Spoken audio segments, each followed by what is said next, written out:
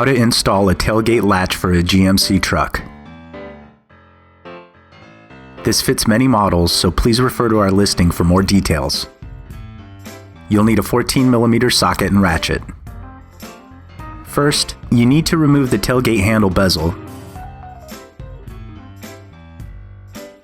and then unclip the rods from the handle.